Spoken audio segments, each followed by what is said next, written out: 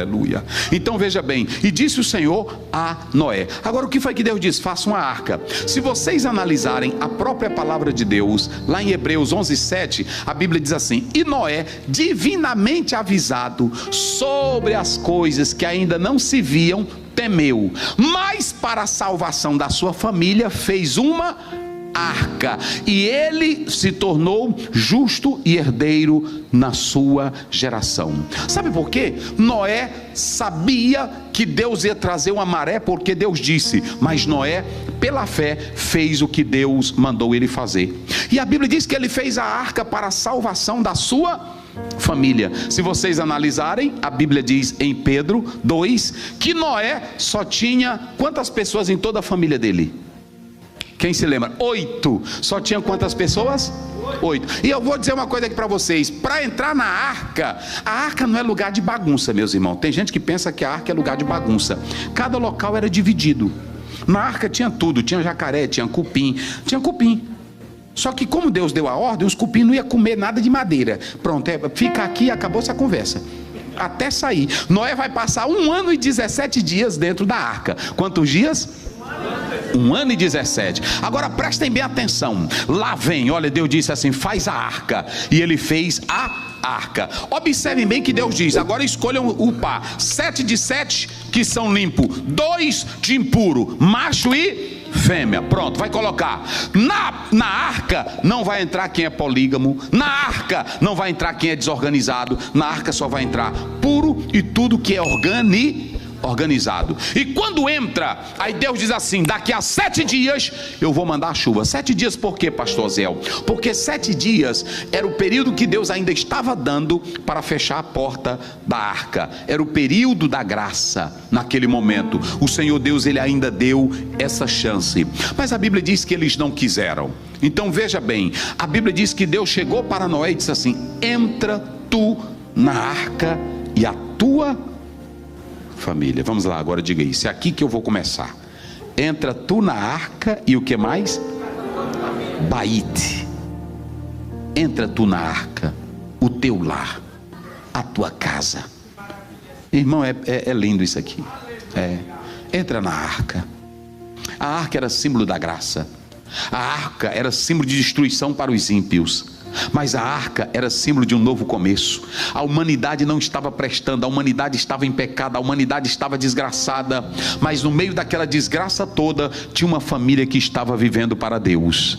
E Deus diz assim: entra na arca. De quem é a ordem para entrar na arca? Entra na arca, porque família é projeto de Deus.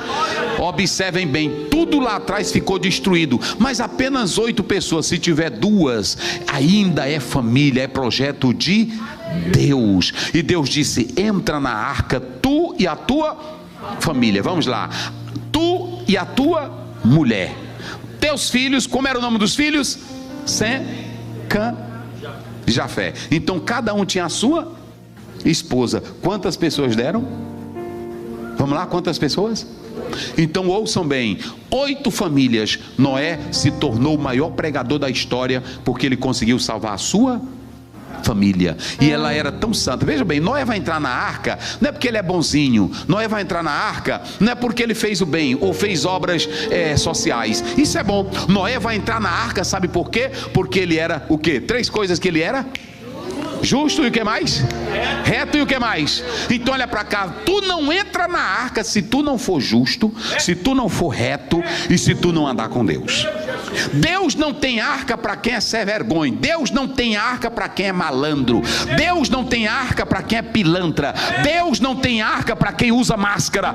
Deus tem arca para quem é reto, para quem é justo e para quem anda com ele em comunhão. Só quem anda em comunhão.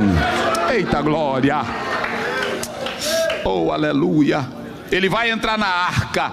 E quando ele entra na arca, irmãos, aí vem a ordem de Deus para ele. Observe que o padrão é de Deus. Noé não inventa nada, Noé não cria nada. E o verso 5 diz: e fez Noé conforme tudo o que Deus ordenara. Coloca aí na tela, filho. Sabe por quê? Porque tem irmão que quer que a casa dele seja abençoado, mas ele não quer fazer tudo conforme a Bíblia manda. Sabiam dessa?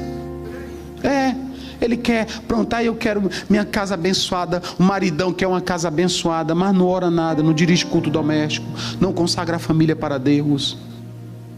Como é que ele vai fazer isso? Como é que ele vai ter? Olha aí. E fez Noé conforme tudo o que Deus mandou. Deus disse assim: então faça, só vai entrar na arca.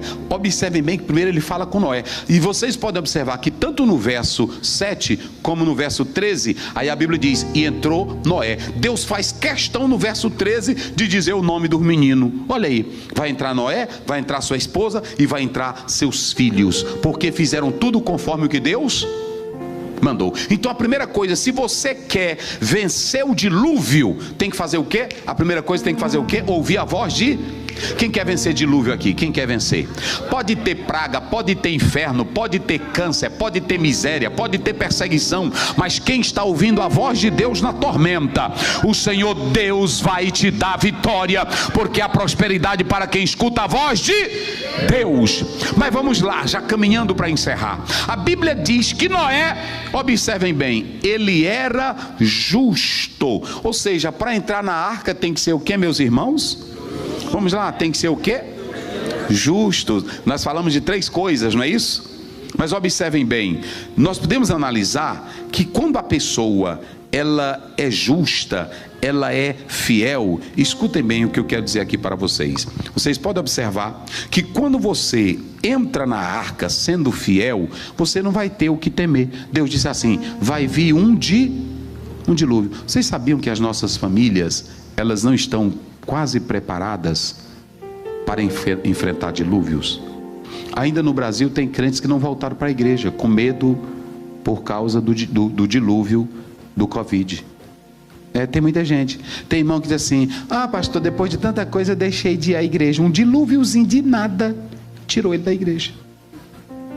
De nada, de nada, de nada. Agora, quando Deus disse assim: entra tu na arca, Noé sabia que se ele estivesse obedecendo a Deus e a sua palavra, ele podia entrar na arca e podia vir qualquer dilúvio. Isso, água de onde? De baixo. E água de onde? Água de onde? E água de onde? Quem tem Deus na vida pode ter demônio da direita, da esquerda, de baixo, do inferno, do cão, de Satanás, mas quem está dentro da arca, acabou-se a conversa, meu filho. Quem está contigo é Deus. Quem acredita nisso? Ou seja, ouçam bem o que eu vou dizer aqui. Deus disse assim: eu vou mandar o dilúvio. E olhem para cá, a Bíblia ela é bem clara em dizer para nós algo muito importante. É muito importante. Por quê? Porque a Bíblia diz que as águas caíram e começaram a fazer a arca se movimentar. Mas aí a Bíblia disse, olha, coloca aí, jovem, o verso 17, só para eles acompanharem. Coloca o 17 aí na tela. Vamos lá, olha. E esteve o dilúvio 40 dias sobre a terra. Vamos lá, leiam aí a intensidade dos verbos. Fez o quê? Cresceram. E o que mais? Levantaram. E o que mais? Agora olhe para cá. Quem é que estava dentro da arca? Grite bem forte. Quem estava dentro da arca? Quantas pessoas? Agora vinha água de baixo e água de onde? Quem estava dentro da arca? Mas tem uma coisa: no meio do grande dilúvio, Noé estava surfando no dilúvio.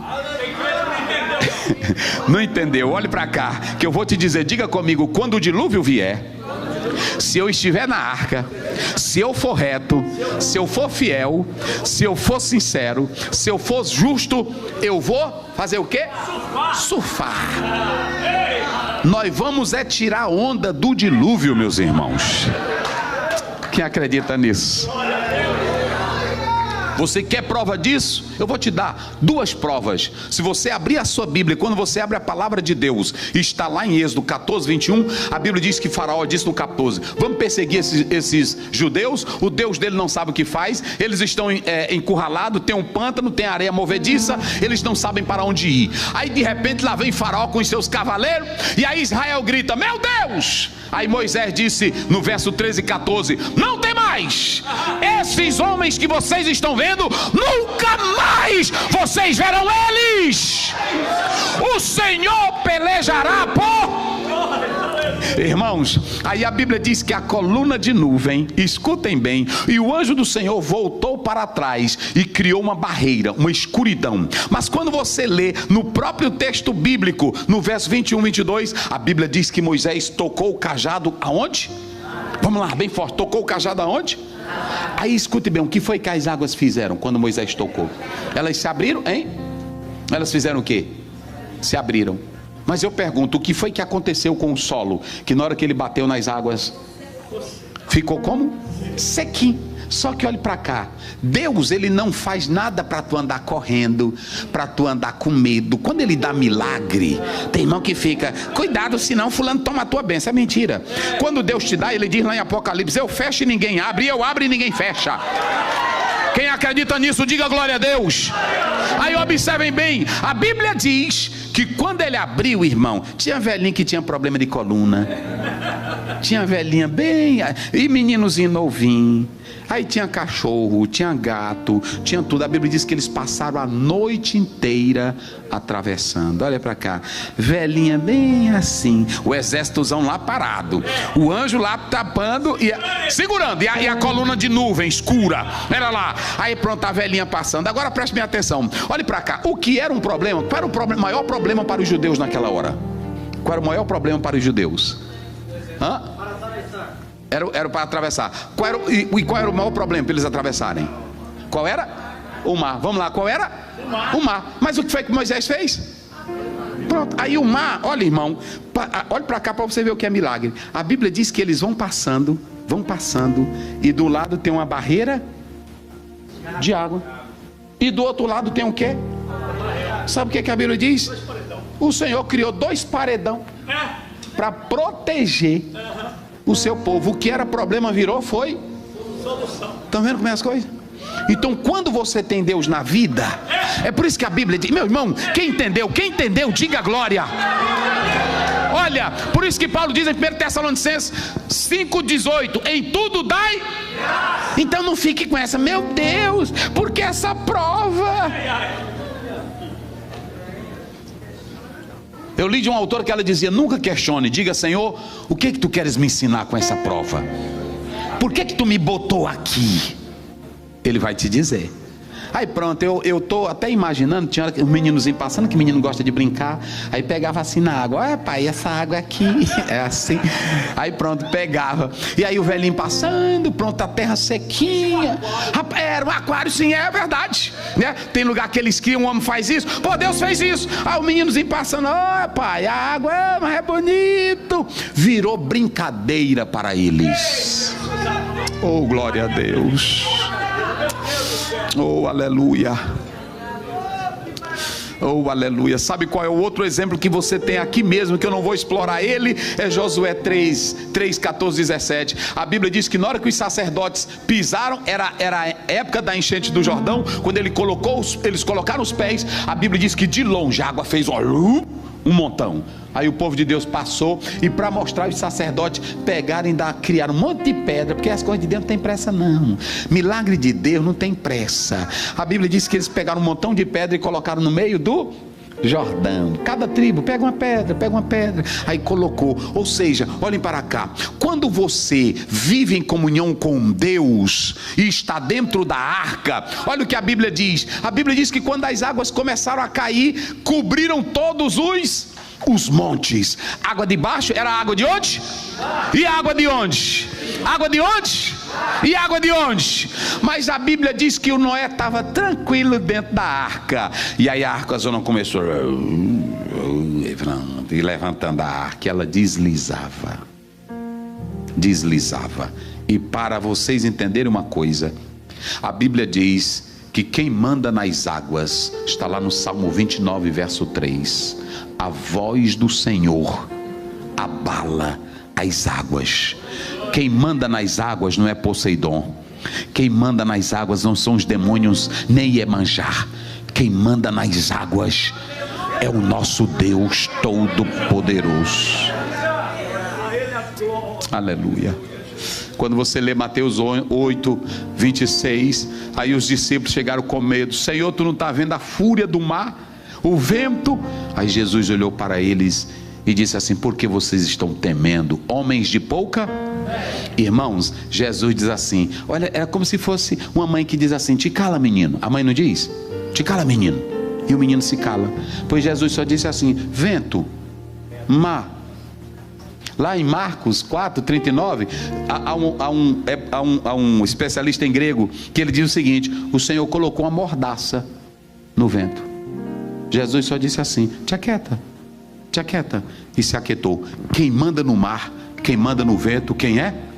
É Deus. E para finalizar, se você quer viver em meio à tormenta e no dilúvio, você precisa ser justo, porque a arca não é lugar para quem é desmantelado. A arca é para quem é reto, é para quem é justo, é para quem tem comunhão com Deus. Eu vou só terminar dizendo duas coisas para vocês. Escutem essa, o que eu vou dizer aqui. A Bíblia diz que os 3 jovens, Daniel capítulo 3, eles foram fiéis a Deus ou não foram? Eles quiseram a glória lá da Babilônia ou preferiram servir a Deus? Eram justos ou não era? O rei desafiou: qual é o Deus que pode livrar vocês? Eles disseram: nós não vamos te responder nada, mas saiba de que o Deus de quem nós somos e a quem servimos, Ele pode nos livrar da tua mão e dessa fornalha. Mas se não, fique o Senhor certo, nós não iremos adorar outro Deus, porque nós sabemos quem é Deus. Irmãos, pegaram os 3 jovens com tudo que era turbante, com tudo que era roupa, que é combustível para o fogo, e jogaram. Quando você lê, a Bíblia diz que eles começaram a fazer o que no fogo? Passear, dançar, correr. E a Bíblia diz que apareceu um que era semelhante ao Filho do Homem, ao Deus, a um semideus. Eles achavam assim. Aí era o próprio Deus passeando com eles. Aí a Bíblia diz que o rei ficou admirado. Chamaram, verso 27, chamaram os sátrapas, chamaram os prefeitos, chamaram os presidentes, chamaram os capitães do rei. E aí tiraram eles. E quando tiraram, a Bíblia diz que nem cheiro de fumaça tinha na roupa deles, nem um fio de cabelo se queimou, porque Deus estava com eles. Irmãos, a Bíblia diz lá em Pedro, 2 Pedro 2:9, o Senhor sabe livrar da tentação quem? Os justos, mas os injustos Ele reserva para o castigo eterno. Sabe qual é a palavra que eu quero te dar aqui esta noite? Salmo 34:19. Muitas são as aflições mas o Senhor livra de todas. Quem glorifica a Deus? Eu quero convidar aqui à frente agora, à frente, cada pai, juntamente com a sua família. Eu quero que cada um fique perto da sua família. Quem trouxe seu filho? Se seu filho não está aqui, mas você está, a mãe está, o marido está, venha. Vamos ficar aqui à frente, eu quero orar.